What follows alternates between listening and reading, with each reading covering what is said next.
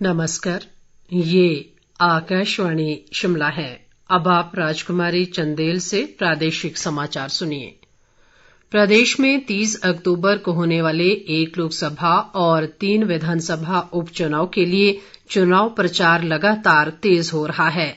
सत्ता दल भाजपा की ओर से मुख्यमंत्री जयराम ठाकुर चुनाव प्रचार की कमान संभाले हुए हैं और ताबड़तोड़ चुनावी रैलियां कर रहे हैं।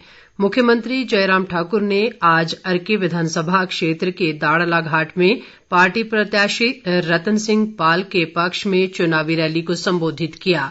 जयराम ठाकुर ने इस अवसर पर विपक्षी दल कांग्रेस पर हमला बोला और कहा कि कांग्रेस को हिमाचल के नेताओं पर भरोसा नहीं है और चुनाव प्रचार के लिए दूसरे राज्यों के नेताओं को बुलाया जा रहा है। उन्होंने कहा कि प्रदेश में कांग्रेस को बचाने आए नवजोत सिंह सिद्धू और कन्हैया कुमार के कारण कांग्रेस की हालत और भी खराब हो गई है। जयराम ठाकुर ने कहा कि आज प्रदेश में कांग्रेस कार्यकर्ताओं को यही पता नहीं है कि उनका नेता कौन है।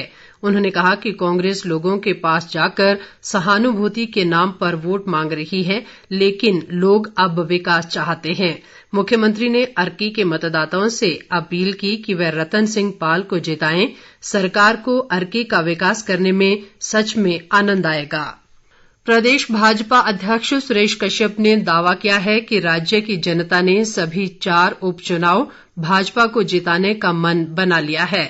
सुरेश कश्यप आज आनी में चुनावी जनसभा को संबोधित कर रहे थे। उन्होंने कहा कि आज कांग्रेस के पास कोई चुनावी मुद्दा नहीं रह गया है।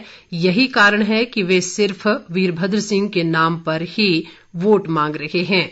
भाजपा अध्यक्ष ने कहा कि आज कांग्रेस की हालत किसी क्षेत्रीय दल से भी बुरी हो गई है। उन्होंने कांग्रेस द्वारा महंगाई और बेरोजगारी का मुद्दा उठाए जाने पर भी आपत्ति जताई और पूछा कि क्या कांग्रेस के समय भी महंगाई और बेरोजगारी थी या नहीं। अंतर्राष्ट्रीय बालिका दिवस के मौके पर आज प्रदेश भर में विभिन्न कार्यक्रम आयोजित किए गए। राज्यपाल राजेंद्र विश्वनाथ आर्लेकर ने इस मौके पर शिमला के पोर्टमोर स्कूल का दौरा किया। राज्यपाल ने इस अवसर पर कहा कि इस पर विचार करने की आवश्यकता है कि विश्व को इस दिवस को मनाने की आवश्यकता क्यों महसूस हुई। उन्होंने कहा कि महिलाओं के प्रति सामाजिक धारणाओं को अब बदलने का वक्त आ गया है।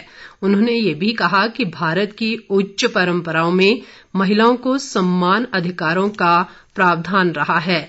ऊना के राजकीय कन्या महाविद्यालय लालसिंगी में भी अंतर्राष्ट्रीय बालिका दिवस धूमधाम से मनाया गया, जिसकी अध्यक्षता वित्त आयोग के अध्यक्ष सतपाल सत्ती ने की। हिमाचल प्रदेश उच्च न्यायालय ने आज प्रदेश के कार्यवाहक मुख्य न्यायाधीश न्यायमूर्ति रवि मलिमठ को एक समारोह में गरिमापूर्ण विदाई दी। न्यायमूर्ति रवि मलिमठ को मध्य प्रदेश उच्च न्यायालय का मुख्य न्यायाधीश नियुक्त किया गया है।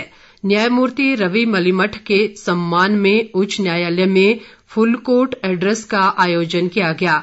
न्यायमूर्ति मलिमठ ने इस मौके पर कहा कि उन्होंने वादियों को वास्तविक व त्वरित न्याय दिलाने का प्रयास किया है। उन्होंने कहा कि एक न्यायाधीश के लिए न्याय की गुणवत्ता और त्वरित न्याय सर्वोपरि होना चाहिए। उन्होंने ये भी कहा कि न्यायाधीश द्वारा न्यायिक अथवा प्रशासन के पक्ष में दिया जाने वाला निर्णय न्याय संगत, निष्पक्ष और उचित होना चाहिए। न्यायमूर्ति रवि मलिमठ ने कहा कि उनकी खंडपीठ ने 105 दिनों के दौरान 1511 मामलों का निपटारा किया। राज्य विधिक सेवाएं प्राधिकरण के सदस्य सचिव प्रेमलाल रांटा ने कहा है कि प्राधिकरण प्रदेश के प्रत्येक नागरिक को न्याय दिलाने के लिए प्रयासरत है।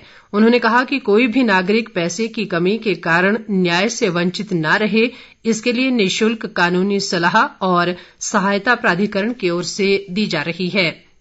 प्रेमलाल रांटा आज कृषि विश्वविद्यालय पालमपुर में आयोजित एक जागरूकता कार्यक्रम में बोल रहे थे। उन्होंने कहा कि ग्रामीण स्तर तक और हर आदमी तक न्याय पहुंचाने के लिए सामूहिक प्रयासों की जरूरत है। इस कार्यक्रम का आयोजन राज्य विधिक सेवा प्राधिकरण और कांगड़ा जिला विधिक सेवा प्राधिकरण द्वारा संयुक्त रूप से किया गया। इसके साथ ही ये समाचार बुलेटिन समाप्त हुआ। नमस्कार।